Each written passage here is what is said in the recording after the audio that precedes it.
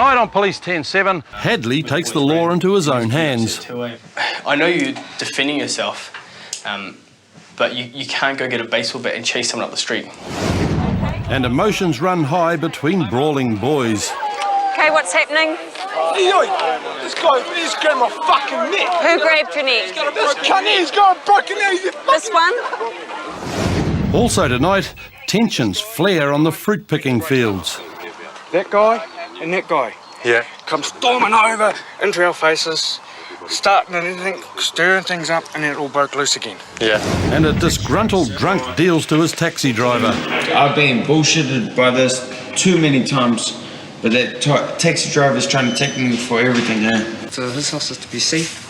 At least then we'll stand our ground there and protect ourselves, but he just stayed at the driveway and just started screaming that he's going to kill us and shit. As soon as Barry and Martin made it back to their house, they called police, and Constables Chris Mann and Joshua Jones were dispatched to the scene. 2 young people said that they were being chased by somebody with a bat. Roger. The offender's believed to be in a green car, no reg, male Māori, light-skinned. When they arrived at the address, the offender had long gone, and Barry and Martin were waiting anxiously for their arrival. Oh, we've been chased with a baseball bat. Oh, okay. But he said that he remembered me from somewhere, or do I remember him or something like that? Yep. When he got to the top of our driveway and he was yelling out, "I'm gonna fucking kill you." Yep. Yeah, and then we just ran down there. Okay. So has he actually assaulted you as all, or has he just been chasing you? But he would have if he got us. Okay.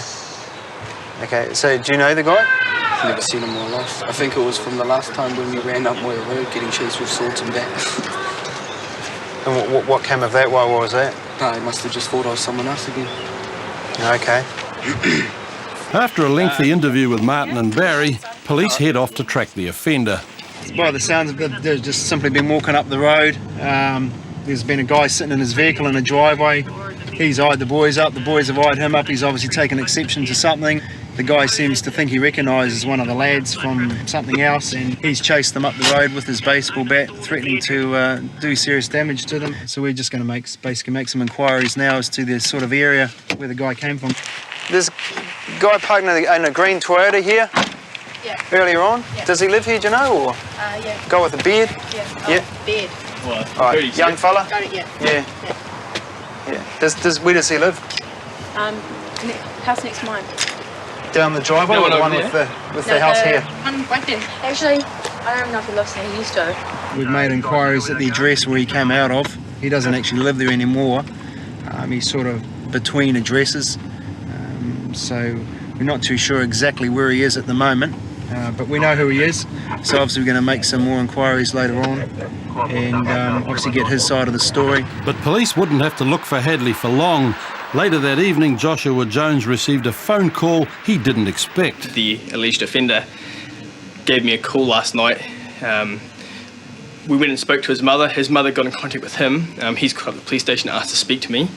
And Hadley's story starts a few weeks earlier when Martin and a group of boys attacked him outside Countdown. There was a group of 9 people. They're sitting on the seat. They say to me, they're going to me, "What the fuck are you looking at, bitch?" I said, "Oh, nothing." So I walk off and they go, "Yeah, you keep walking, bitch. You keep walking, bitch," and all this. And turn around. There's people running at me with hammers. I can see somebody else standing there, pulling like something out of his jacket. The other dude takes his jacket off. It was just in a split second, people running at me with bats and poles and hammers and fruit. So you just got in your car and took off? Yeah. So you recognise them when you're pulling out of your driveway? Yep. Pulling out. Pulling out. Yep. And you pulled out and you noticed these 2 boys from the incident before, yeah? Yeah, one of them, yeah. I looked towards them, realised that they're coming back towards me. Yep. And they say to me, what the fuck are you looking at? And they're about 15 metres away. Yeah. Walking towards me. Yeah. I said, "Oh no, I'm sweet as bro." They said, "Oh, I'll sweet as bro your face." Yep. Did you chase them up the street, did you? Yep. Did you threaten to kill them or anything like that? Oh, no. Did you say, come up here so I can kill you, or anything to that effect? Nah, I'm not that serious, man. All I wanted to do was scare them. Okay, you've committed an offence by going down and getting a baseball bat and chasing them with it, okay?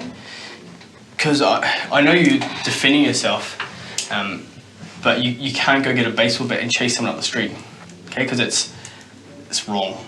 But even though Hadley's fronted up to police, he still has to face up to the charge of carrying an offensive weapon. He's pretty good. He knows he's done wrong, and subsequently he'll be facing charges of possession of offensive weapon in a public place and disorderly behaviour. Hadley was charged with possession of an offensive weapon and received a deferred sentence on the condition he stays out of trouble for the next year. Okay, what's happening?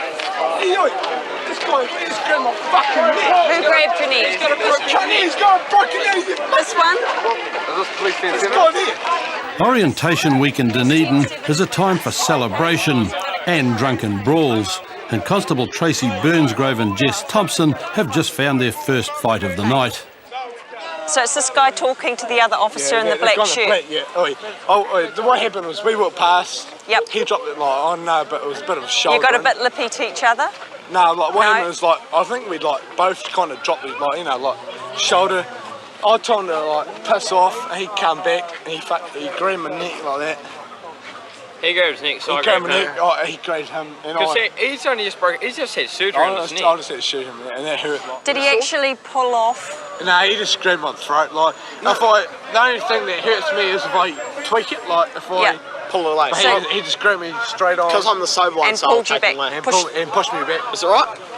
No, bro. Although it seems there could be fault on both sides, Blake's neck brace is the deciding factor. Still, I think it's sufficient to bring him back with us for assault, because he had no reason to grab him round the neck, particularly when he's wearing a neck brace. Yeah. Right, I'll get you to come at the car with me then. Thanks, Jimmy. How can they be under arrest? Brian was taken back to the station and spent a few hours in the cells before being released. The charge of assault was later withdrawn. But back on the streets, Tracy and Jess have a much bigger problem to deal with. What do you got? We had a fight on the dance floor that's just exploded out on the street. We've got about, a good dozen so Arab guys just basically taking on anyone who's looking at them. Yeah. And they're not moving on. We thought we had them gone, but they've just started up about 2 or 3 more fights. As Tracy and Jess move in, the brawl continues, and Tracy spots a guy who's just lashed out and hit one of the other fighters. Hey! Oh, it's really... Wait, what I tell you, brother? No, get away! Not him!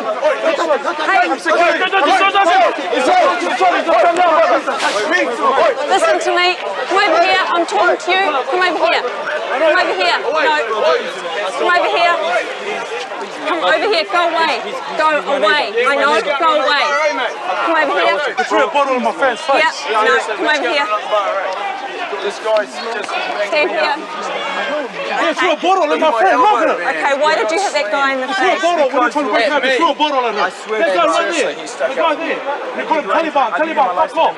Can we just walk away? Okay, no, I want you to stay here for a moment until the other police units arrive. I got slammed on the ground. He's so no reason. Okay.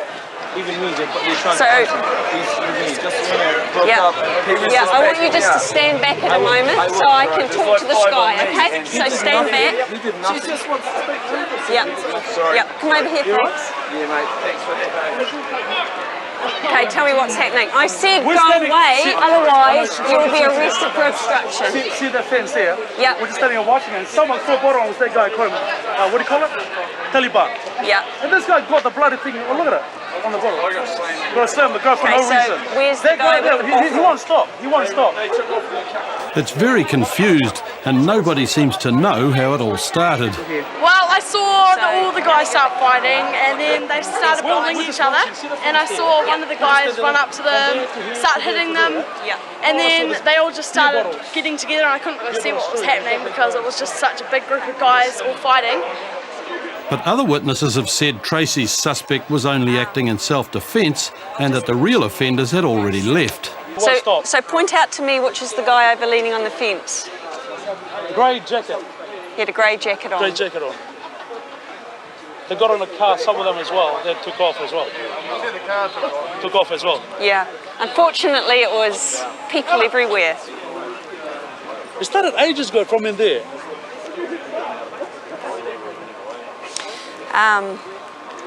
I'll just caution you that you're not obliged to say anything, but anything you do say may be given in evidence. I don't think this is going to go any further because the guys are gone, but if we catch up with them later... I know the license number. You got the licence? Yeah, it's black, sports car. But Pete can't remember the licence plate number, and there's little the police can do without some sort of identification. You should be going home. There's a cup of coffee or something, so no 14. Okay, guys. Leaving Tammy, the manager of the bar, hoping for better things on the nights to come. Things like this happen during orientation week. It's a week where people drink a lot and sometimes things get out of control. A lot of people have a bad night, one bender, and then it's all over for the night. But tomorrow's another night. We'll see what that brings. Thank you, Dave, Lord, for this day today. Just watch over me, Lord, as I might be going to jail. Just make sure we got a good judge on today. Thank you, Lord. Amen. An hour before Angela's prayer at the Hastings police station, officers gathered outside her Flaxmere home to execute an arrest warrant on a charge of breaching a community service order. This was the second attempt to execute the warrant. The first time the only people home had been Angela's 5- and 6-year-old children, who'd ended up in SIP's care for the day. G'day, is here? No, she's down at Columbus. Columbus. But her partner's claim that Angela isn't home isn't true. We were going to search your house anyway, so it wouldn't have mattered what you said. Nice try though. Hey. Right, got a warrant here? Yeah. And eventually she goes with Constables Vanessa Jones and Wayne Stewart to Hastings Police Station. That morning that I called round to your place, where were you the morning I came round? And took your two kids away. I got there about 7-ish, 7 o'clock. Oh, true. Yeah. Oh, yeah. I got to the hospital. So where was your partner then? Oh, taken off. But leaving her children alone is only part of Angela's problem. The fact that she's breached her community service order could lead to prison. I breached because I had no transport, and I done like 100, and then I couldn't find babysitters, and it was really hard. But oh well, I ended up breaching like 75, and I wish I could go back and just do that 75. So But if you go in and show the judge my video I just made, oh thanks, he might give me some credit and give me about another 50 more community hours. Sweet. But Angela's hope for more community work wouldn't come through. And later that morning she was convicted and discharged on 2 counts of leaving children under 14 unsupervised. For breaching her community service and drunk driving charges, she was sentenced to 1 month and 12 days in prison. And Wayne and Vanessa were back on patrol. We've just had a call that there's 10 people fighting at Evelyn Road Orchard, just outside the orchard, and they've got sticks and weapons. By the time they get to the orchard, the fight's been broken up and the weapons are nowhere to be seen. So what's actually gone on, mate? They were, Joseph and the other guy was picking side beside each other. Yeah. The other guy said Joseph was pinching his fruit and it was in the middle, so Joseph said, no, I'm not. And there was a few words exchanged. Next thing, the other guy punched Joseph. Joseph has got a bad temper. Anybody ever hits him, he'll hit back. This guy and I went to break it up. That guy and that guy come storming over into our faces, starting and everything, stirring things up, and then it all broke loose again. Yeah. Although there's been punches thrown all round, the officers separate the 2 groups to try to find out who actually started the fight. So it's just over the fruit, really? Yeah, but I didn't even talk to him badly. I said, bro, why, if you pick in that road and I pick in this road, he's supposed to pick his own road. He come over to my road. Yeah. So he hit you first? He's hit me first. So you didn't hit him? I didn't hit him, he hit me first. That's pretty stupid, isn't it? It's pretty stupid. Yeah. But they started. At the other end of the orchard, Joe, the Somalian worker's opponent, is claiming he was in the right. You know, there's a rule in the orchards, man, if it's on top of the wire, it's anybody's whoever gets there first. And I was picking on top of the wire, man, and the young guy, the Somali guy, started going off at me, and my mate came over to check what was going on, and he started pushing him around, so I walked over to the row and he hit me, and so it just all started from there. With everybody claiming to be a victim, the only answer is warnings all round. We're just going to let it go okay? But if there's any more fighting, we will be back and we'll be locking someone up for it, all right? Yeah. And just keep away from each other, okay? But police won't have to be called back. It turns out Joseph's already wanted for breaching a community work order. Still fighting over apples, K1 10-3, but returning with a K9 for a 2W. Back at Hastings Police Station, Joseph starts rehearsing the stories he'll be telling later in the pub and proudly shows off the scars of battle. Hitting him square in the jawbone, man. Made my knuckles swell up and stuff. It's pretty out of it. Got the shakes a bit. Big chunk, you see. Big chunk right under there, yeah, man. The fight, it seems, had been the result of a long-term dispute between Joseph's group and the Somalian pickers. Like my older brother, he's been QCing for the last few days out there, and one of them, the same guy that I had a fight with, dropped his bucket in the middle of a row and tried stepping him out and trying to scrap him out, and it's all just started from there. I mean, last Thursday we went out to get our pay, and my brother had him by his throat off the ground in the middle of our boss's office, man, and it was just out of it. It's all started from there, and today's been the last straw, and everyone just decided to beat the shit out of everyone. It was choice. But while the fight might have been choice, Joseph's going to start paying the price immediately. Because you've got over 100 demerits in 2 years, it means you're disqualified for 3 months, okay? So if you get caught driving, you'll get locked up. So make sure you don't drive, okay? Yeah, bit of bad luck there. I ended up with a couple of warrants and I happened to be in the wrong place at the wrong time, eh? Have to go to court today, but hopefully I'm back to work today or tomorrow. I just want to go back to work, man. I need to earn some money, eh? But Joseph wasn't going back to work. He appeared in court on charges of dangerous driving, breaching a community service order and failing to appear in court. He was sentenced to 6 weeks in prison. Yeah, copy going. West Auckland constables Josh Jones and Natalie Heem are on their way to sort out a dispute where a taxi driver's claiming his drunk passenger has refused to pay his fare and stolen from him. And as the officers approach the scene, another complaint comes in from the house where the taxi drama's unfolding. The male at that address of male Caucasian as the offender from there. The drunk guy's now wandering through a nearby house, and the residents don't know who he is, and they want him to leave. 10-7 now comes. Hello. What's happening here, sir? You the taxi driver? Yeah, I'm a taxi driver. How's it going? At the scene, police find Frank, the taxi driver, watching over Ben, and it's obvious that his night on the town is already little more than a hazy memory. You had a bit to drink tonight? Did you not pay for your taxi drive? I paid everything. You paid everything? All the money? And although Ben says he's paid his fare, Josh's first job is to get him off the property he's not meant to be on. Do you guys know him? No? All right. You're under arrest for unlawfully on property, okay? Because you got no reason to be here. So you're under arrest. I was out there. That's right, mate. They said to come here. Yep. Just jump up. We'll go out there, okay? I'm just gonna have a chat to you. Come on. Just gonna tell you, because you're under arrest for unlawfully on property, okay? You've got some rights. You get the right to refrain from making a statement. With Ben's night going from bad to worse, Frank, the driver's, revealed that it all started over a $5.70 fare and the theft of the change. So you actually gave him the 45 before he gave you the $50, and he wouldn't let it go. So I'll give him what he paid, what he got. He was supposed to get given on his taxi money. Yes. But he didn't agree with it. Okay. So when he pulled over and didn't agree with it, that's where we were in an argument. He's gone to pay the fare, which was $5.70, and all he had was a $50 note. Yep. He's given him the he hasn't let go of the $50 note. Yep. And he's got in his change $45 and he's gone to give it to him. Yep. But when he went to get the 50 off him, he wouldn't let it go. Yep. And he's taken the 50, put it back in his pocket, and for some reason wanted the 45 as well as his own 50.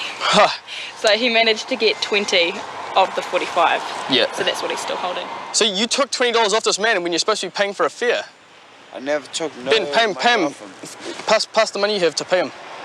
I never had taken no money off. Pay him the money. Okay. But you still need to pay him for the fare, okay? Well, can we go to a shop because I never taken no money off him? No, I'm going to get you a change, but you're paying for your fare, Ben. Even though he's paid up, Ben will still go to court for theft. and his behaviour since getting out of the taxi could lead to further charges. He's walked off back down the road, walked back, asked if he could use the bathroom. They said no, so he's walked over to the bushes over here and taken a piss in the bush. He's then come over to the veranda, crawled across the veranda, fallen on the clothes rack over there, and then basically tried to crawl back into the house, and that's when we have turned up. Back at Henderson Station, Ben's still claiming he's both innocent and sober enough to go home. Pardon me, sir? How much have you had to drink tonight? I owe nothing to the taxi driver, That's sir. too much, eh? I'm sorry, sir. I owe nothing to the taxi driver, sir. All right. Talk to her. I've been bullshitted by this too many times, but that taxi driver's trying to take me for everything, eh? Bloody bastard. Just finished processing our very, very drunk male. He's been charged with unlawfully on property and disorderly behaviour for his antics around the property, and he'll be going to court on Monday. In court, Ben was convicted of disorderly behaviour and ordered to pay $20 to the taxi driver. For the charge of unlawfully being in a building, he was convicted and discharged. Next week on Police 10-7, police are called to clean up when a drunk decides to doze. Are you going to wake up now? Christchurch police get abused by boy racers. I mean, it's 5 years ago, you would have been about 5 cop cars out in maybe the whole Christchurch. Now there's about fucking 50. And there's racial disharmony on the streets of Auckland. I got abused by white boys. I was colored because I'm an Indian guy. Tonight on Police 10-7, Christchurch police get abused by boy racers. I mean, it's 5 years ago, you would have been about 5 cop cars out in maybe the whole Christchurch. Now there's about fucking 50. And police are called to clean up when a drunk decides to doze. Are you going to wake up now? Also tonight, a domestic dispute leaves Fiona with the birthday blues. What did he do? Everything is gone. Don't yell at me though. Just talk. I'm trying to, but I'm angry. It's my birthday. And there's racial disharmony on the streets of Auckland. I got abused by white boys. I was colored because I'm an Indian guy. End up in fucking white. It's late on Wednesday night, and Constables Royce Aubrey and Shane Mannix Bennett have been called to a domestic dispute on the streets of Papakura. No, man. No, just come No. away. It's all right. No. We're gonna. We don't want to. Well, we're gonna separate No, you. we're going home. Well, we're going to separate you. We're going to talk to you. No, it's my fault. Why did you do that? Because he fucking lost everything that I had. He lost Okay, it we're going to come talk. The woman, Fiona, is very drunk and upset. Her boyfriend, Lou, has slapped her, thrown her on the ground and scattered the contents of her bag all over the road. See how all my Stay here. stuff in my bag have all gone and all they bought me.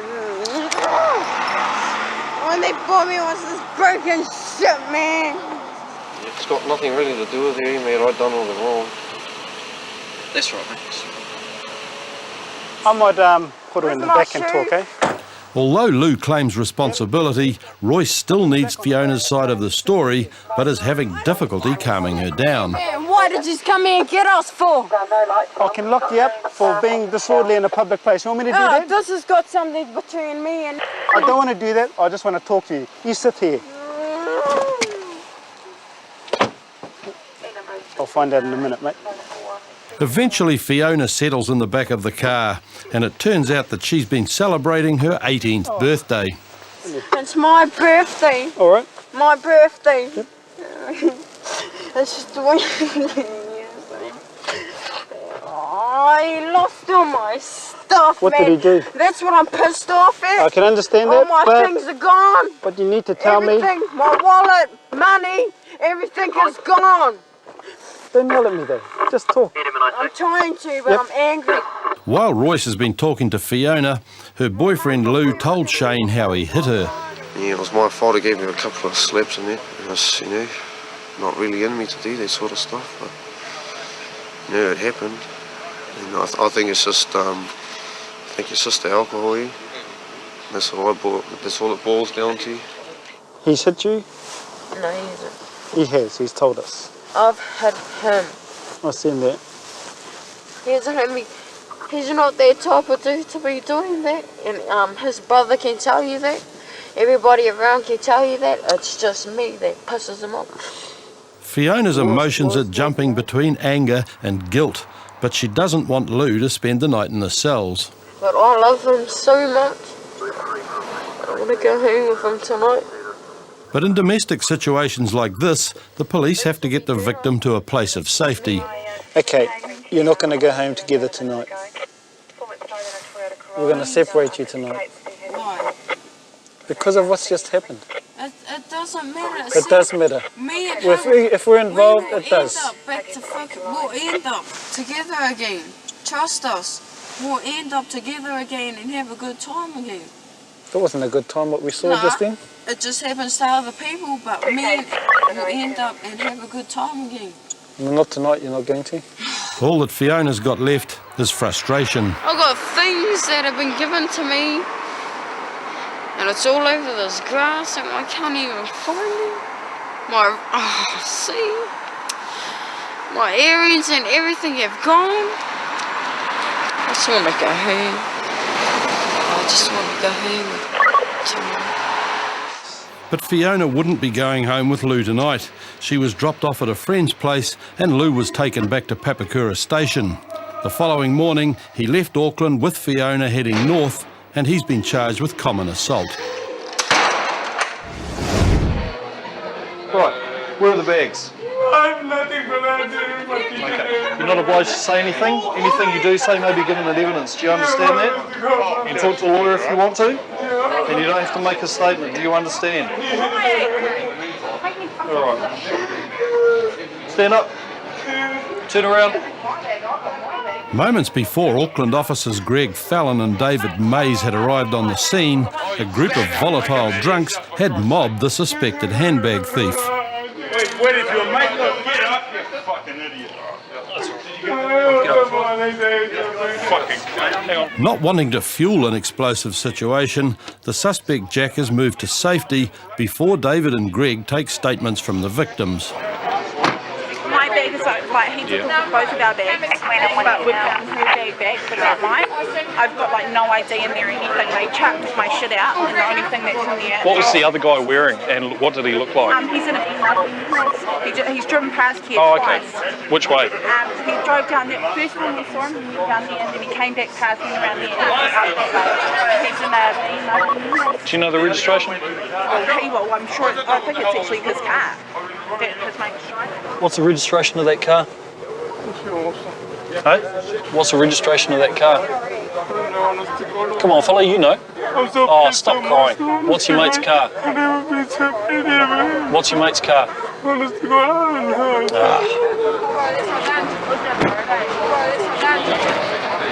Com's okay, I no reg on that.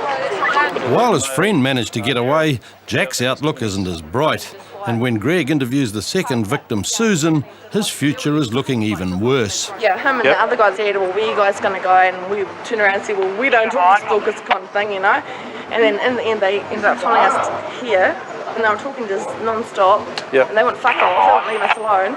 Yeah, and... Did you see him grab the bag and run off? No, I didn't see him grab the bag, but someone said, are you going to grab your bag? And I was, what do you mean? And then I seen him running down the street. Okay, so did you physically see your bag or in his hands? Well, yeah, because it's silver and there's not very many people that have silver bags. And was it that guy or the other guy? It was that guy that was running down the street With your bag, yep. Yeah. So what's the story? What do you say happened? I just came to the club and had fun and wanted to go home, and next minute I know all these girls I meet, right? In front of them and everything, next minute I know I'm walking out, they could blame me for stealing the bags. And shit, next minute I know this guy just kicking my ass so bad, honest to God, I never knew no one in my life.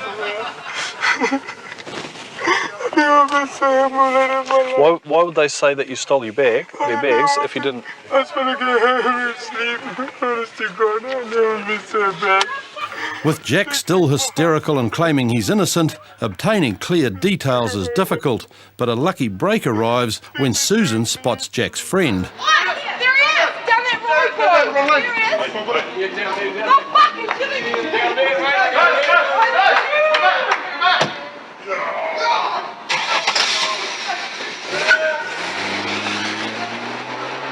Apparently other police units have found the second offender and they're stopping him now, talking with him. This guy says that he doesn't know what was going on, that he was having a few drinks, that he went to leave the bar and then two girls accused him of stealing their bags. Having gathered as much information as possible, David and Greg take Jack back to Central. And the entire way, Jack's adamant he's done nothing wrong. But I got no shit on, I got no nothing to shit, I got beat on my street, I got bruises on my legs, I got everything. This is not on it. So why did lots of people say that you stole the bags and you say... Yeah, I don't know, honest to God, I know the last thing I've been Margaritas. From there, I'm being with these girls over there. After that, I was going home, I just lived down the road. Jack believes he's been the victim of a setup, and by the time he's back at the station, is certain that the whole affair was racially motivated. I got abused by white boys. I was clubbed because I'm an Indian guy, end up in fucking white club. If I stole the shit, right? How come they never find a purse on me? How come they never found a bag on me? How come they never found nothing on me? I got my ass kicked up with nothing? How lame and how dumb is that? He doesn't want to give me a statement, but in general talk he's denying the accusations against him. Spoke with the witnesses and took a statement from them. There's some doubt as to the veracity of the complaint, but we're going to make a few more inquiries with a couple of other people who were at the bar and maybe we'll get to the bottom of it. At this stage he's still under arrest and we'll see how we go from here. The driver who disappeared, he was found by another police unit, brought back to the station. He's being processed for drink driving at the moment, and that's as far as we've got with him. Actually, you're over the limit by heaps. Was it? Because you're on a learner's licence, you're only allowed 150. Oh, true. The vehicle had no warrant of fitness or registration as well. So, and no L plates. Unfortunately, he's clocked up $1,200 worth of tickets, as well as blowing over the limit. He's opted for a blood specimen, so we're just waiting for a doctor now to come in and take some blood from him. The driver's blood test proved conclusively he was over the limit, and he's been charged with driving with excess blood alcohol. Sweet dreams. Jack was initially charged with theft, but the complainants didn't turn up at court and the charges were withdrawn. It's the biggest car show ever. Boys, South Island. Lots of cock. Yeah, lots of boys. oh my God. Christchurch's National Fours and Rotary Car Show has attracted a lot of attention, and as car fanatics are making their way into town for the weekend, police are mounting a zero-tolerance operation against dangerous cars and their drivers. Constables Mark Ingram and Pete Daly are two of the officers involved in the campaign, and on Saturday afternoon they're straight into the action. Obviously you're very concerned about safety, young man. You've got your yellow jacket on, but I don't want to speak to you. None of the backseat passengers were wearing seat belts. Any reason why you're not wearing your seatbelt? Where can we put this one, Karen? While the $150 tickets are being completed, traffic comes to a halt with a sudden bang. Oh, yeah! Your side. Yeah. Oh, no. Or someone just rear-ended somebody. Yeah, that laser. Oh, good job. It's turning into an expensive weekend for everybody, and this isn't the first time these guys have been ticketed today. Hey, can you get 2 tickets in more than 24 hours? Yep. Because he's just got, his driver got breach restricted, so... Yep, keep reaching out, I'll give you 20 if you like. No, he's not driving. I'm driving. I've got my full if you want to see it. And while Ross and Phil are facing up to the cost of no seatbelts, the driver of the recently rear-ended vehicle is also out of luck. Well, did you see that dude crash in the back of our car, mate? No. You must have. You're standing right here. I heard a crash. I didn't see it. Oh, that's... That's okay. He didn't see it. He just got out of the car and goes, someone rear-ended someone. And he's running tickets. I was back there. Go beat him up. Oh, mate, he just crashed into the back of it. Unfortunately for this driver, neither Mark nor Pete witnessed the incident, and they issued tickets to the beltless passengers. We have learned our lesson and so should all the rest of you. Come on, boys. You do not want... But wear a seatbelt, otherwise you get $150. And as day turns to night, police are kept busy dealing with illegally modified cars and dangerous driving. And later that evening, Mark and Pete come across a carload of excitable young women. Can I see your licence, please? Cool, thank you. Who's got the full licence in the car? So that would be a breach of your licence conditions. Cool, can you stop your car just behind that red one, please? Karina's unaccompanied jaunt to town on a provisional licence is about to cost her $400. Is Mum going to pay it? Yep. brother, so... Cool. Yeah. Paying your wages? None of the money goes to the police. Did you know that? I'm sure. No, quite seriously. It doesn't go to the police. It does. You have, No, it doesn't. No, you should. You have to do like limited or like amount of fines a night. Yep, I've got to turn out 10 grand a night. My mum was going to be lost, but she did it non-planned. Do you know, no one ever actually sits and counts up the dollars that we write. Nobody does. Yeah. The dollars are of no concern to us. I'd be perfectly happy if I'd stopped you, you had a full licence, you drive away. I'd be happy. Karina doesn't quite believe Pete, but her bravado soon gives way to trying to find somebody else to blame for her fine. You wrecked your night. I did not. I did Well, not. mate, it was I you. only just got in here. You know that you've got a restricted licence. Hey, but you do you know that you don't have a fully licensed driver, and this is suddenly my fault. Is that right? I'm on a defensive driving course at the moment. Oh, that's cool. That's why you should be letting me off it. If I deal with you after you've done that, you won't even get the ticket. Kind of guts, yeah, because we only just got here. We haven't even done a lap yet, so. But it's right. It's not going to wreck our night. We're still going to go for gold. We have to. We have to. It's worth it because it's Forza Roaders, so it's sweet. With Karina heading off to chance her arm, Pete and Mark are back on the road, and it's not long before a car fishtails out of an intersection right in front of them. You accelerated so heavily that the back of the car slipped sideways. Oh, I didn't see it. You didn't see it. You were sitting in the car. I saw it. Yeah. You accelerated so heavily that the back of the car slipped sideways. The road was a bit slipped in. Oh, bollocks. I drove round that corner at the same speed that you did and I didn't slip. Oh, right. Let's see your licence, mate. Who's got the full licence in the car? Oh, no, I'm dead with the full, so no. No, I didn't ask that. I said who's got full. So that's a breach of licence condition, right? Now, should I go with careless driving or should I go with a sustained object picture? Which would mean your car gets impounded for 28 days. Oh, which one's not impounded? I need it for work. You need it for work and you're doing shit like that? Are you mad? But Charlie's got another card up his sleeve. His mum's name is on the car ownership papers. Who's the car registered to? Under my old lady's name, And your Carol. mum's name, but the car belongs to you? So it's your mum's car. So your mum owns a Skyline that drifts around corners. Registered under her name. But Charlie's not going to lose his car for 28 days because he drove dangerously. He's going to lose it forever because he owes the courts a lot of money.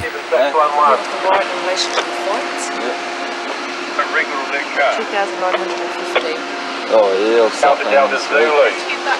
Basically, due cards, because you're claiming in full of these fines, otherwise your car goes down. In full? Do you think we're rich? I didn't go that much, yeah. And as if the situation isn't bad enough, Jody decides to help things along. Honestly, I can't think how much you pick on boy races these days, man. I bet you 5 years ago you would have been about 5 cop cars out in maybe the whole Christchurch. Now there's about fucking 50 you can. But no amount of insults would prevent Charlie's car from being sold at auction for $3,000. And after his fines were deducted, he received a cheque for $50. His was only one of over 40 cars taken off the road during the 2-day operation. Police also issued over 200 tickets.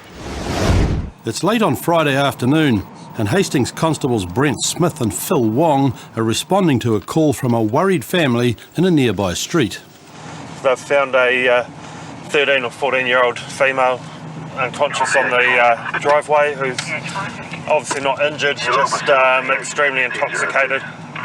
So we get the pleasure of going to that. At the scene, the family who reported the incident are still gathered outside their house. Is this young girl being picked up or is she still here? All right. Oh, she's like right up the drive.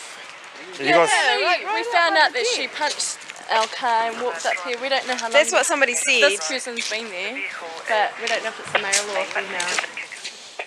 The figure police find unconscious at the end of the drive is definitely a female. But she's not a child. She's a woman in her 30s. Hello? You have to either wake up or you're coming back to the police station for detox. Come on, sit up. What are you doing here? Hello? Wake up. Oh. Grab the side. Go ahead. Jesus, at 4. The undignified exit seems to convince the woman that she's going to have to say something. Oh, you're going to wake up now? You going to talk to us now? What's your name? Where do you live?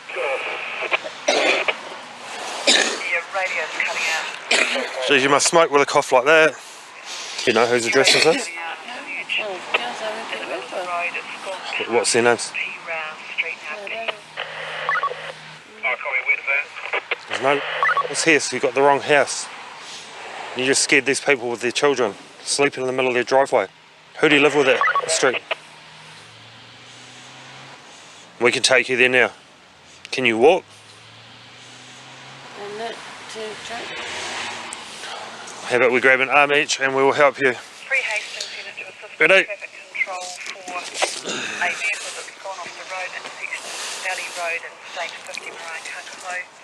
How far down the street is it? Barbara had managed to walk less than 100 metres from her home before she'd collapsed in a heap. Where have you been drinking? Here? Yeah? Yeah. So how come you wandered away from home?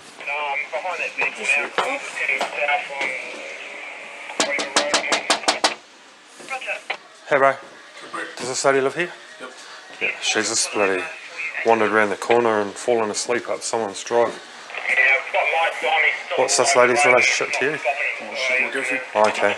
Have you been drinking? No, fuck me, sober. She's been drinking, though. Whereabouts? Here? Yeah, she was drinking here. Okay. Chat age, just wandering around, bloody found up the drive somewhere else. But while Barbara's boyfriend Alan is pleased to see her back, he's wishing she hadn't brought the police. Comms HI41 QP, please. The word on the QP is that there's a warrant out for Alan's arrest for failing to appear in Auckland on a charge of possession of utensils for cannabis. Because you're under arrest, you have the right to refrain from making any statements. You have the right to consult and instruct the lawyer. If you're honouring a lawyer, we can do it. Yeah, yes. Whereabouts in Auckland, mate? So we'll have to try and contact them and see what the story is with the warrant. You reckon it's been sorted out? No, that's what my kudu said. How did he sort it out though? Oh, he Hello. went down, oh no, he just said that he went down and seen them and all of that. Yeah. Told them what happened and then I was just saying, But Alan hadn't sorted it out.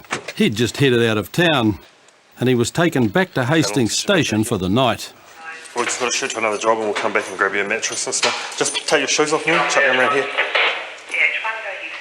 When he went to court the next day, Alan pleaded guilty to possession of drug utensils and received a fine of $200. Tonight on Police 10-7, a drunk driver struggles to see straight. Open heart, big one. Let's test it, see how good you are. Yeah, look at me straight. Yeah. He's going to throw up again? Yeah. You're okay? You're all right? And a hysterical teen hinders police efforts to help. Just want to walk with us up the hill here? You don't. You're stuck. Glenn gets tangled in his lies when he's caught stealing from cars. Your mates dropped you off and ditched you? Yeah, because we went to go to this party. Where was the party? One of these streets. And a drunken decision leaves an innocent life hanging in the balance. You don't really care about the other woman that is gravely ill in hospital. Get up. Get up. Thank you. Earlier in the evening, Susan was nowhere near as responsive as she is now. She's obviously drunk, but proving it has been a rocky road for Constable Sasha Nair, who was first called to the scene almost 3 hours ago after ambulance officers found her asleep at the wheel. We've taken the keys out, left them on the dashboard, but she's still trying to drive towards the old towards the road. So the lady's extremely intoxicated, and she was trying to drive off, and a member of the stopped her. And then she fell out of the driver's seat. I should be, I shouldn't do. How's it going? I'm just too tired, that's it. Have you been trying to drive, have you? I know it's Grab this now. Just because of reasons to believe that you've been trying to drive and you've been drinking and I require you to undergo a breath screening test without delay. Would you please seal your lips around this and blow into it, please, till I ask you to stop? Are you listening to me? I know, So would you please seal your lips around the mouthpiece and blow into it till I ask you to stop? I'm sorry, officer. I know what you are doing now. If you understand why I'm doing this, Yes. can you please cooperate and blow into the machine now, please? I'm so sorry. Say your name, your address. Stay with us, Christian, stay with us. Although Susan is capable of sharing many things, unfortunately the test results Sashin is after isn't one of them. Can you do it now? Why not? Okay, do not worry about it. I'm sorry. All we're going to do now is we're going to take you back to Auckland Central Police Station, okay? And we're going to breath test you again. Okay. You're going to come with us? Yes, Just why because not? you're coming with us, you've got a few rights. You have the right to refrain from making a statement. You have the right to instruct and consult a lawyer in private without delay. You would be given these rights as soon as practicable. Do you understand your rights? Wake up. No, wake up. Back at station now. Okay, we're going to go breath test you. But conducting a breath test will be easier said than done. Back at Central, Susan remains in a sorry state. Now I require to undergo an evidential breath test without delay. I'm scared. Why are you scared? I don't know. You don't have to be scared, you just have to go into this. It's not that hard. It's just a good, long, deep, and that's it. Are you going to blow or no? Yeah, I will. Off we go. I've asked you to blow, and I want you to blow now. Now you hold it. Hold it. Take a long, deep breath. Seal your lips around it, and off you go. You're not doing it right. If we don't do this, we'll be here forever, okay? Okay. It's just gonna take us very long. Seal your lips. Yep. Now, seal your lips. Yep. Now, you need to put. Now, you're not blowing. This is not good enough. You need to put. Seal the lips. Seal your lips around it, okay? After 30 minutes of fruitless huffing, the only discovery Sashin's made is what Susan's had for dinner, meaning she now has only one option left. No. Okay. It's all good. Thank you. Oh, have you got it? No, you couldn't do it. Okay, it was an incomplete test. You couldn't finish it off. Do you consent to taking up the specimen of blood? I really don't like that. What don't you like about it? Like someone steals something from your blood. We're not stealing your blood, we're just taking a sample of it. If you say no, you're going to get charged. The doctor's about half an hour away. Do you consent to him giving you a blood sample when he arrives? No. Just because you refuse to give your blood sample, you're under arrest, okay? Refusing the blood test comes as no great surprise, but police still need to confirm Susan was unfit to drive, and the next step is to seek a professional opinion, although the empty whiskey bottle speaks for itself. You can probably assess it from here. And that's what she's drunk. Yeah. The full bottle. Full bottle. Not a bad effort. How many fingers I have got? 1, 2. Now? Okay, just keep on following this finger. Look at me straight. Keep on looking. That's good. Look on this side now. Yeah. Come on. Just open them. Open out, big one. Let's test it. See how good you are. Yeah. Look at me straight. Yeah. Yeah. He's going to throw up again. Yeah. She's certainly not capable of driving, is she? She can't even stand. After hours of patient labouring, Sashin finally has the test results he needs, which means Susan can finally get what she so desperately wants. We're going to go to the cell now. Go and lie down. Go sleep. Oh, thank you. Cool. Awesome. Let's go. You know, I don't mean to do that. I know. Let's just go this way. After recovering from a monstrous hangover, Susan later appeared in court where she was fined $450 and disqualified from driving for 6 months. How close are you going? We're almost 10-7. We're just on our way to an address in Carter Road where an unknown female's turned up to address and is banging on the door. The owners of the address don't know that female, so we just gave up. When West Auckland officers Jeff Taylor and Ian Carter arrive, they're met by the homeowners, but little help is needed to locate the woman, as her screams can be heard clear across the valley. Who is she?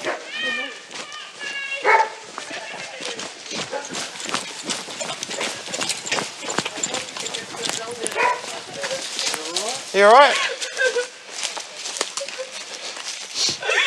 Oh, okay. Just stop there. Are you stuck? She's just holding on to it. You alright?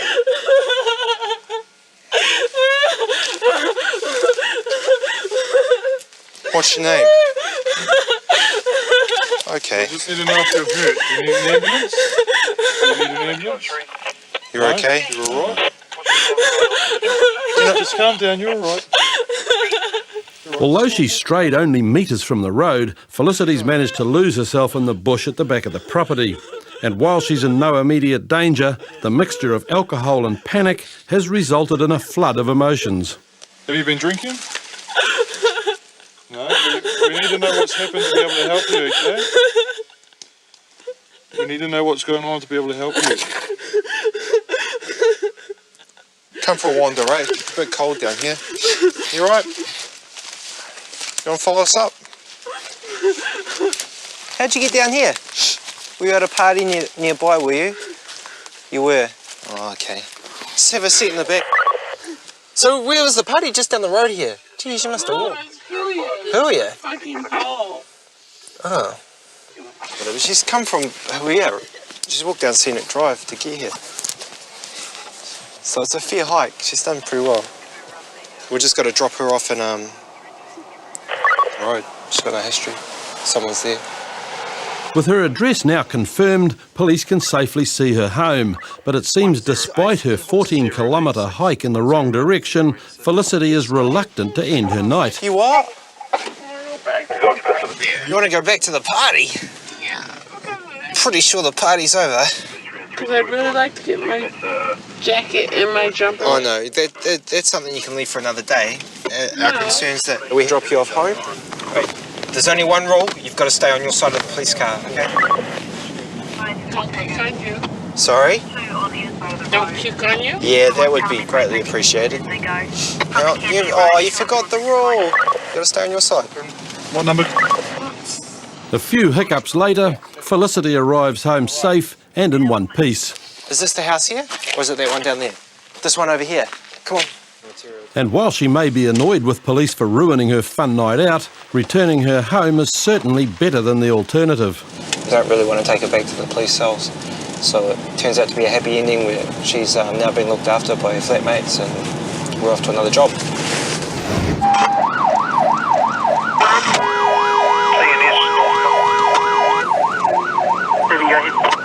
We're on our way to Hauraki Corner.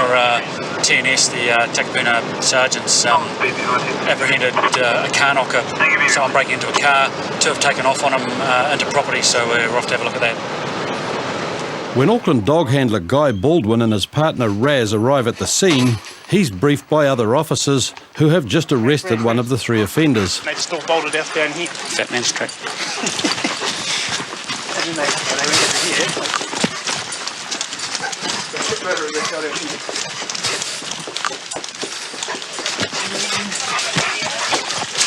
Where I got the guy and they both ran off that way. So they both went that way. Okay. See. So far, two of the guys have made a lucky escape, but Raz is quick to pick up the scent of the offender who got away. Thomas down, I'm tracking through properties towards back towards Lake Road.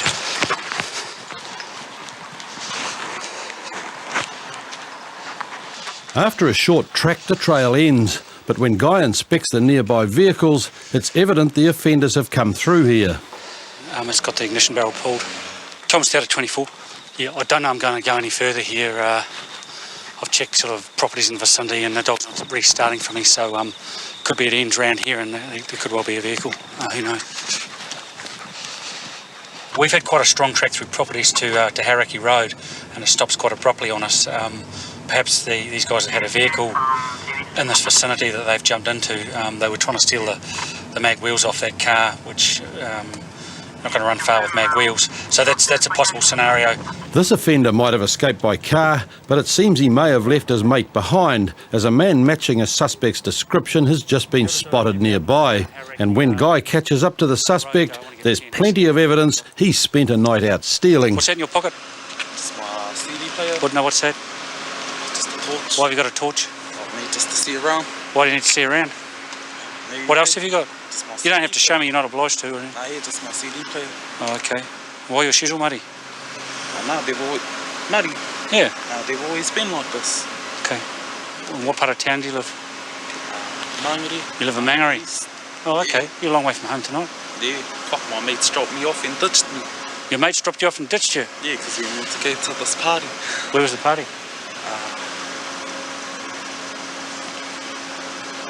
One of these streets. One of these Not too streets. sure. Yeah. It's just going up the road to get me a pie or something. You got some money? Yeah, got like $3. How much? $3. $3. That buy your pie? The BP station. Okay. 3 o'clock in the morning, you're buying a pie from the BP station. What must you always do?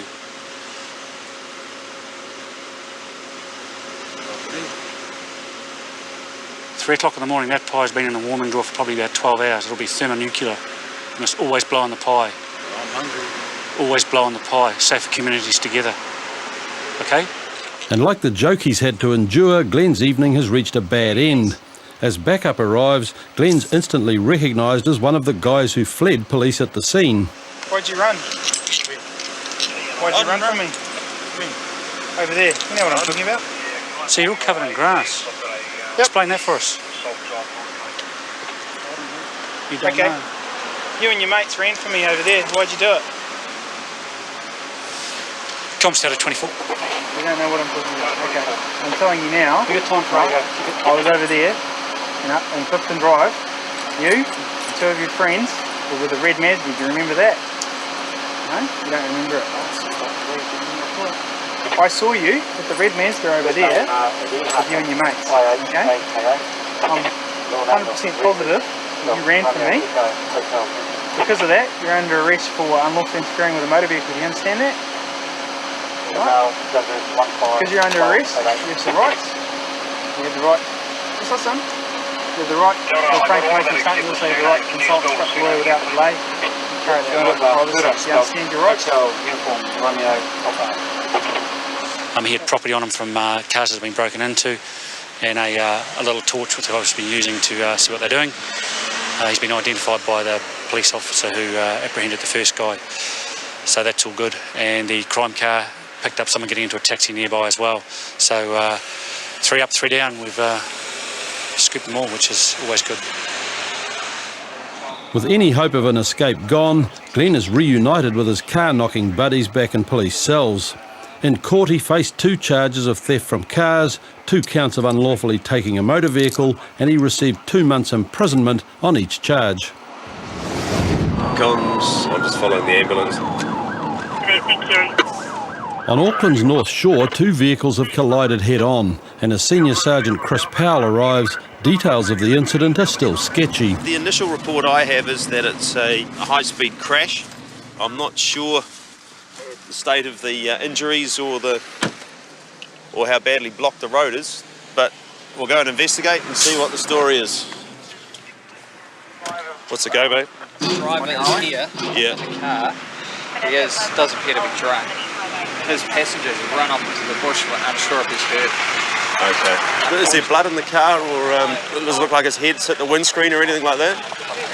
The driver's hurt. He's still in the car. He reckons he's got quite a bit of face. What's he hit? Definitely alcohol. Do you want me to quickly explain how he's crashed? Yeah.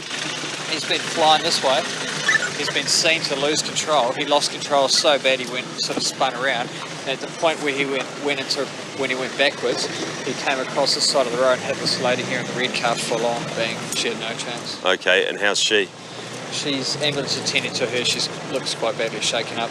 Unsure of the status as yet. All right. As the drivers of both vehicles are prepped for hospital, Eagle arrives overhead to assist ground police in the search for the missing passenger. And as his injuries are still unknown, time is of the essence. Looks like we've got a huge horse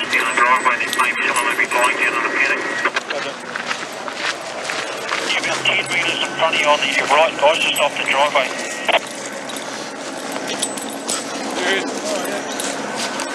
Thanks, Eagle. Found him here. Shit. Yeah. You alright? No, you alright?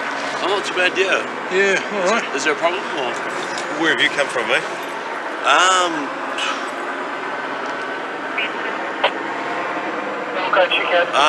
Up Briar, I think. Yeah. How did you get here? I was in a friend's car. I sort of hit my head and I just came out and hit him. What's his name? Not sure on surname, sorry. How long have you done? A couple of years, yeah. But you don't know his surname? No, I don't know. Whereabouts does he stay? I'm not sure. What is this? You've been involved in an accident. Yeah. Right? You come down the bushes. Yeah. Okay? It's a little bit strange. We're trying to sort it out. If you haven't done anything, 3 days. You said yourself that you got hit in the head, so maybe you need to go to the hospital. No, I'm fine.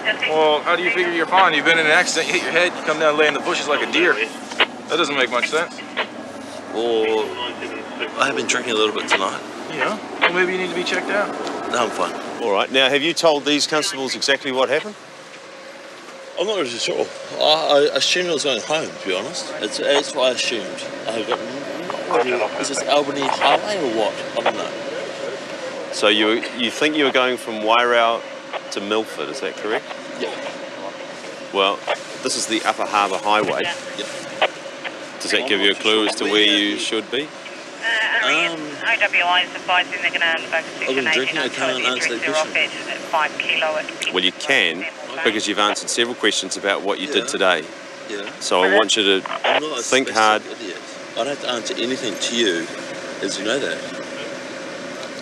Phil's lack of concern about what's happened and his vague responses only lead police to believe that he's covering up for the actions of his mate. Yeah, will you tell me? Nothing wrong tonight at all. No, Don't smell alcohol. but it's our duty to investigate the motor crash, and you were an occupant of the vehicle, one of the vehicles that crashed, so I'd expect you to do your civic duty, help the police and tell us what happened. So you're not going to help us?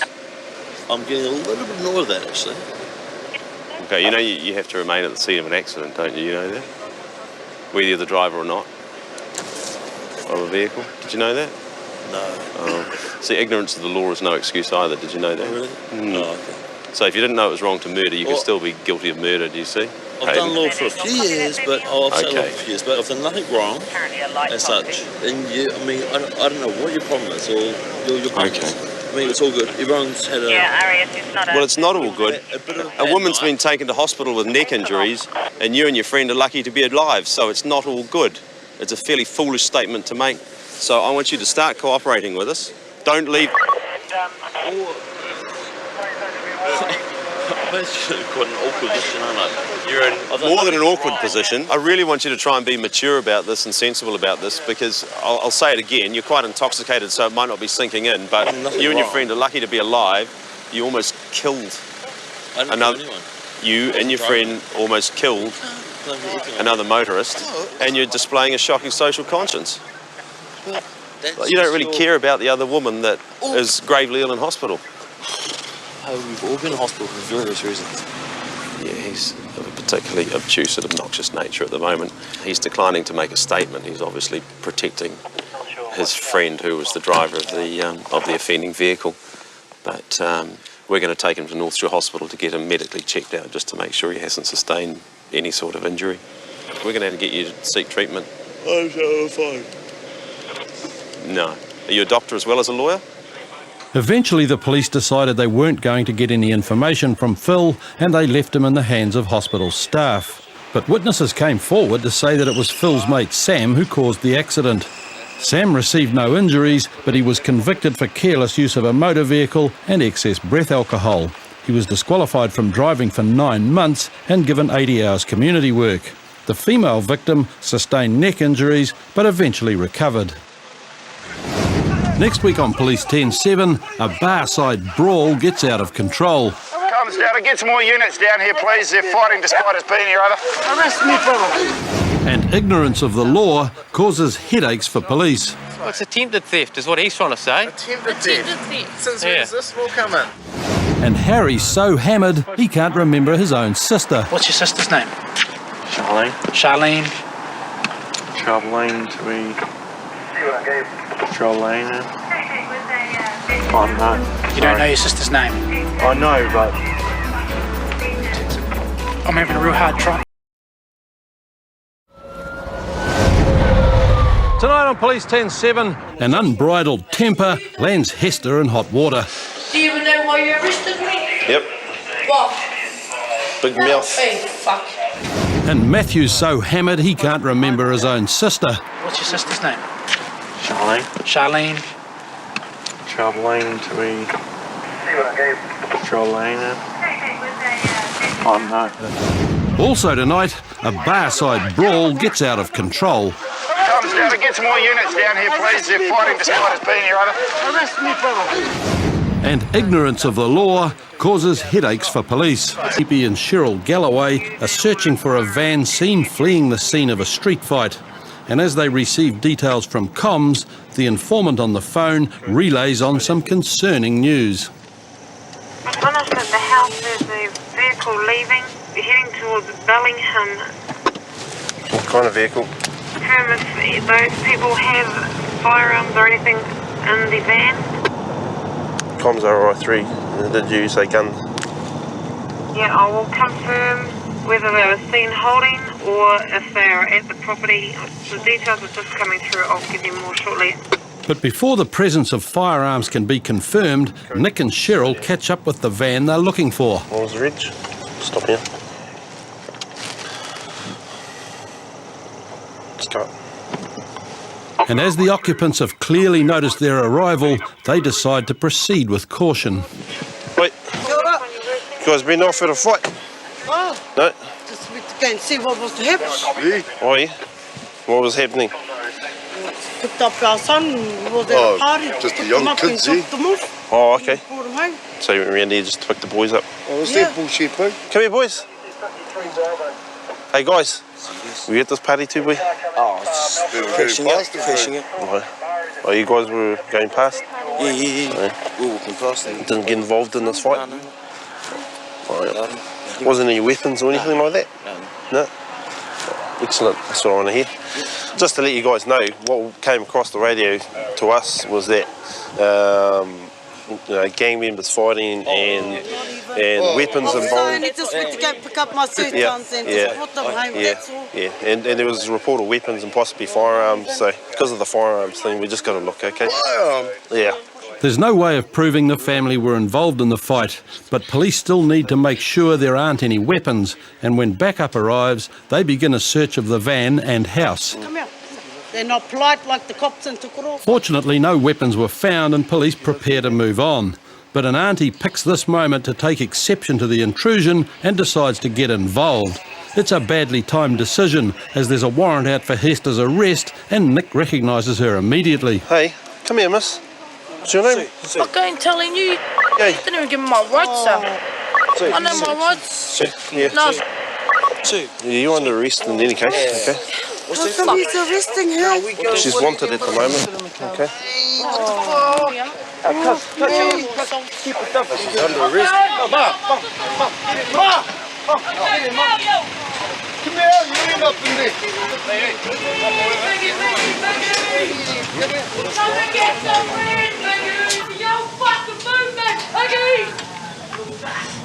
Don't know if you heard the lady in the back of the van, but she's not too happy about having to come back. But I think she'll have calmed down by the time we get back to the station. But Nick's predictions fail to come true, and back at the station, Hester continues to play up to police. Yeah, Jocelyn, stop it. My name's not Jocelyn. Hey? My name's not Jocelyn. You told him your name was Jocelyn. I see, you don't even know me. Do you even know why you arrested me? Yep. What? Big No, mouth. Hey, fuck. Mouth, that's why. What? Okay? And what? It's You my can't mouth. control your mouth. Well, you control it. I have. You're back here. Yeah, and what? You've been looking for me anyway. Why were we looking for you? And now you found me. What were we looking for you for? You don't know. The detectives know. Oh, yeah? Yeah. Been up to some They bad bring my stuff? name up. Warrants out for your arrest. Oh, yeah.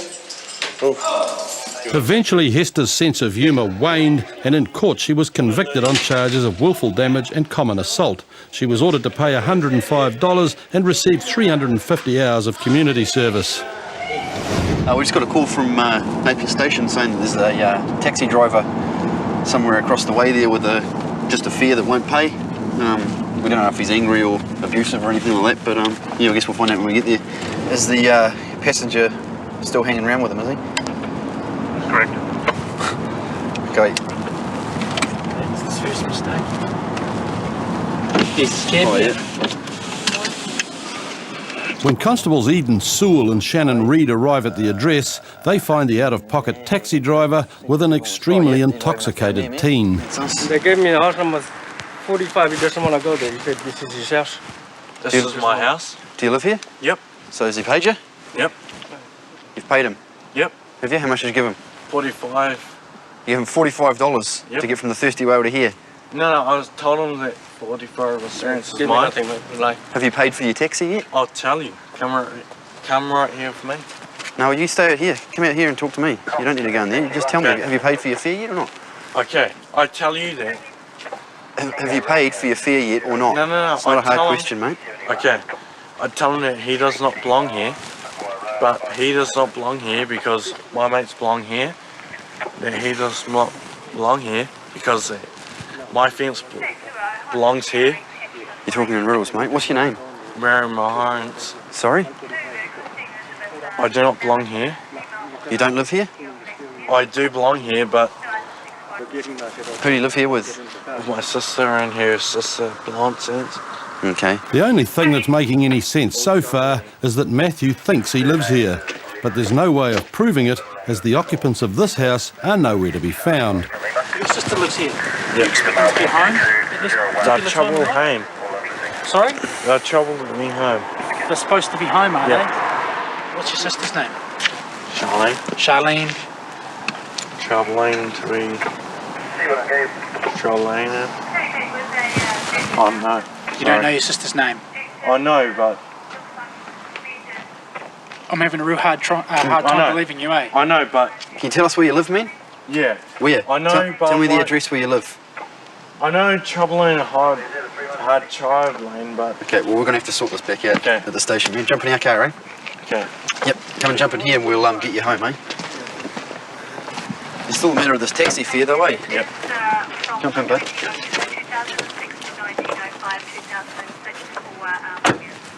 But there's no way of sorting out the taxi fare tonight. Matthew is far too drunk, and the only chance he's got of staying out of a detox cell is to give the police a response that's coherent. What's your home address, mate? Well, what's the number in the street when you're supposed to be at? 44? Yeah. Well, this isn't number 44 anywhere. Yeah. No, it's not. I just told him right over there. You're not making sense, mate. I know, but they do not make any sense. No, you don't make any sense. They do not make any sense at all. Well, you'll come back with us and we'll try and find it out at the station, eh? All right? Yep, that's it. Just sit there and be quiet for a while. The alcoholic haze is blocking any logical thought, and at the station it seems Eden and Shannon aren't the only cops Matthew's entertained tonight. Is he the guy that you guys had to bring down and talk to on the ground? Or? Yeah. Got him doing press-ups, and then he came past 10 minutes later and was doing the same. Do you know who he is? Did you get his details? No? Josh. No. I think. Josh, or we've got Josh, Brian and... Yeah, Josh or something like that. Is he not Copus Metis? No. What do you put him in? Detox? Left foot, right foot, mate. We'll just give him a room and see when we sort it out from there, eh? Take your shoes off, mate. You know your name yet? Daniel Lyon. Sorry? Daniel Lyon. Daniel who? Lyon. Lylam. Yeah. How do you spell Lylam? L-I... L-N-A-M-A-M. Okay, jump in, Daniel, and we'll see if we can find a home for you. The next morning, Matthew finally remembered his true identity. Later that day, he was returned with a nasty hangover to his mother, who paid for his outstanding taxi fare. Dog handler Bill Burrell is patrolling through Otara on a Friday night, and as he passes Tradewinds Bar, a fight breaks out right in front of him and quickly escalates out of control. With no other police around, Bill's only hope of breaking it up is to start making arrests. Get over there, police. Get over here. Yeah. Get over here. Get over here. Get over here. But with locals from nearby houses coming out to join in the fight, containing the situation and keeping track of the offenders becomes increasingly difficult and dangerous, and backup is still on the way. Can you send an ambulance down here? There was a guy, we arrived, he got knocked to the ground. Get road, man. Oi! No, you're not. Oi! He's not going anywhere. Bring him back. Police, bring him back. He's under arrest. Why?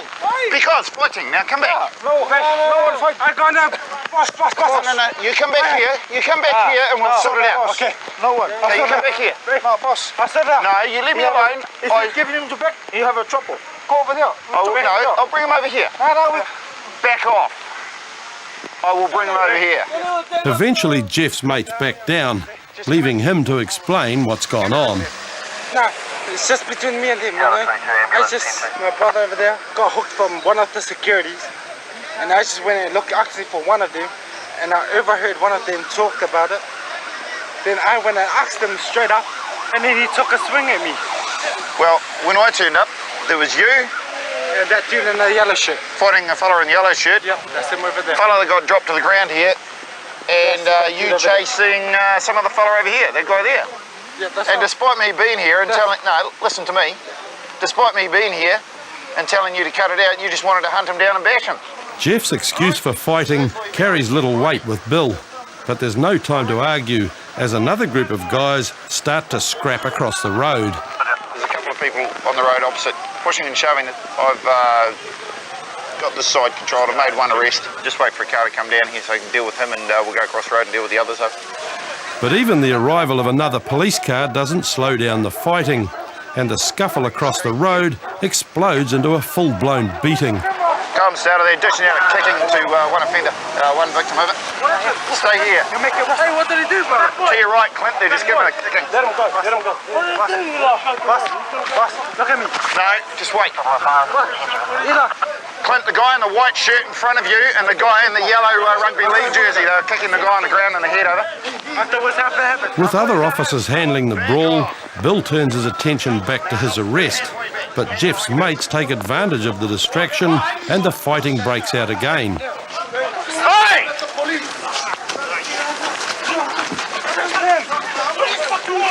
Hand on the bonnet, get on the bonnet! Comes down to get some more units down here, please. They're fighting despite us being here, over. Arrest me, brother. Arrest me. Back off! Police! You're under arrest for assault. Get over here. Okay? But for every person Bill removes, an eager replacement steps in and the situation escalates out of control. Get that. Comms data, we need some units, over. Back off, police! Back off! Leave my body fucking faggot!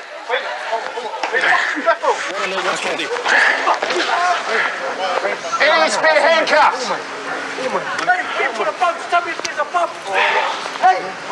Eventually more reinforcements arrive and the mob is brought under control. But in all the confusion, another problem has arisen. Bill can't remember where he put all his offenders. I've lost count of the canines. There's probably 6, maybe 7 canines that have all basically been beaten up on one guy at various times while we've been waiting for units to arrive.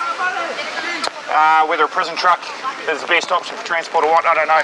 I've lost count of how many people have been arrested of it. How many baddies have we got here? We've got 1, 2, 3, 4, 5.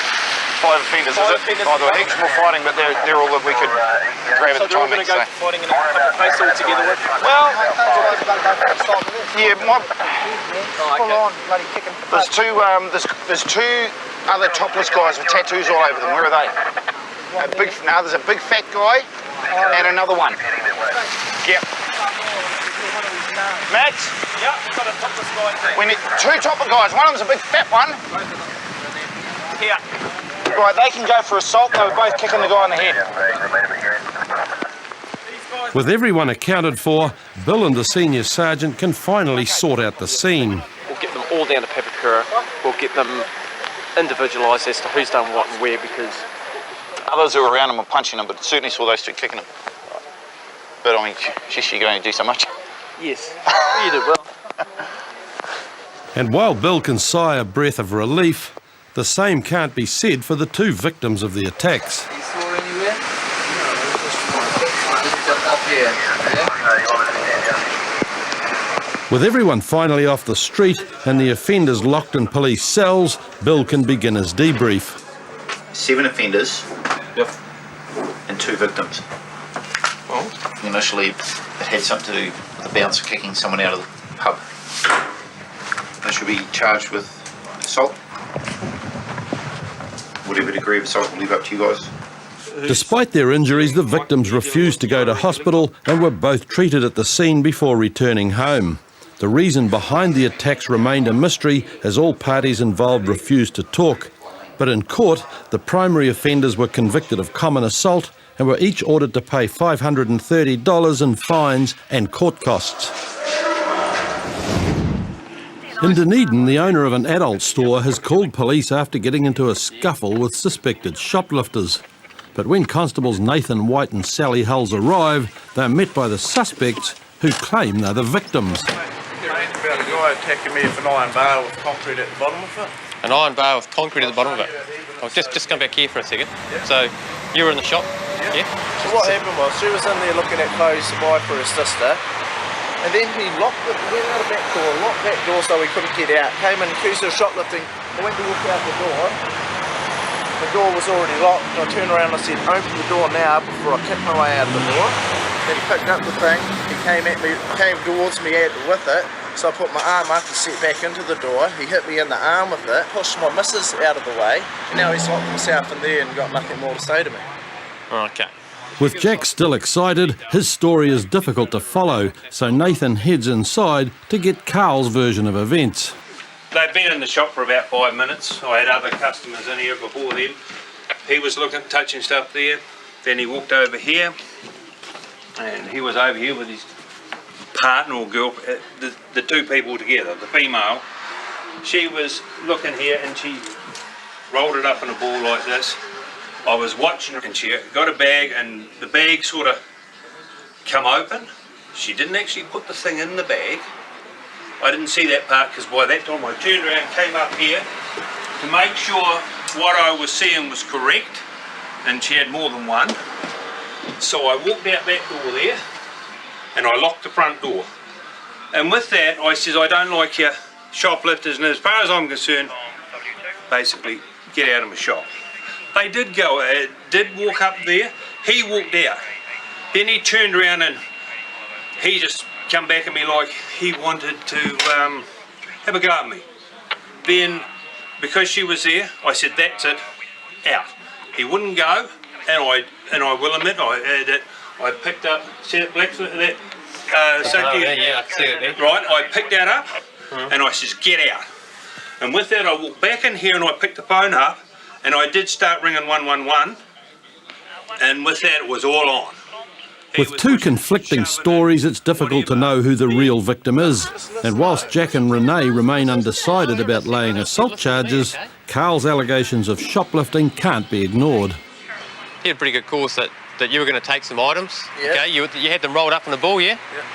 No. Well, that's what he's saying. Go look on his cameras then. Go that's look right. on his cameras. Hey, don't tell me to do my job, okay? And then he's asked you to leave. How many times did he ask you to leave? He goes, leaving, or he asked me to leave. Then did you leave straight away? Yeah, we went to leave, but the door was locked. And then he goes, why don't you just apologise for shoplifting? I said, we haven't shoplifted. We haven't even walked out of the shop with it yet. You can't get done for shoplifting until you walk out of the shop. Well, it's attempted theft is what he's trying to say. Attempted theft. Since when does this all come in? Look, the argument's going nowhere, and with no way of proving the theft, Nathan decides the only option is to keep the couple away from the store. Look, you're going to be trespassed from this shop. Okay, you're verbally trespassed from here now for a period of 2 years. Yeah. Okay, so you know what's going to happen if you come back in here within a 2-year period? Yeah, no. What happens there? You don't know? You'll be arrested, basically. Yeah, I'll get arrested. Yeah, and you'll be served with a written notice in the next few days. We'll zip it out to your home, okay? With the shoplifting issue resolved, police attempt to sort out the claim of assault. Jack and Renee need to make a formal complaint, but they don't want to take the time. Do you want us to do something about this or not? Yeah, we do. Okay. Well, the process is, like I've tried to explain to you, we'll take some statements from you. Yeah. Okay, and then we'll make a decision on what's going to happen. We're going to speak with you guys, we're going to speak with him. Yeah. Okay, and then we'll go from there. How long is it going to take for you to get back in contact with us? Well, as long as it takes. In other words, that nothing's going to happen. So. Seems like you aren't going to do nothing about it. Well, when shit like this happens in my case, when I've been arrested before, you arrest me straight away, but if it's Mr. Joe Blogg, you don't give a fuck. It depends on who it is. Well, I haven't said that, have I? Eh? I haven't said that. Despite Nathan's efforts, Jack's lack of faith in the legal system creates a stalemate, and there's nothing more Nathan can do. You're more than welcome to come into the station when you do have time and make a statement. You decide, okay? Yeah, we'll do that then. Give me your card and I'll ring you and we'll make a different time. It's not wasting our time outside here. Good-o. This is my card. If you want to get hold of me to report this, you can do it tomorrow after 5, or you can just go into the station any old time and speak with someone else about it. Yeah. Okay? Cool. Good-o. Not surprisingly, neither Jack nor Renee followed through with their complaint and no further action was taken. Carl continued to operate his business, content the pair would not be visiting him again. Next week on Police 10-7, police bear the brunt of Alan's drunken rampage. I'll fucking hold that shit to fucking DID, nigga. Really? DID, nigga. Really? And Chris lays down his own law. So under the present circumstances, do you consent to the taking of a specimen of blood? And I've told you, yes I do. In the presence of a lawyer of my choosing. Right. A barside brawl catches Hamilton police in the line of fire. Down! And Auckland police encounter a silver-tongued devil. Who's pressuring you to commit crimes?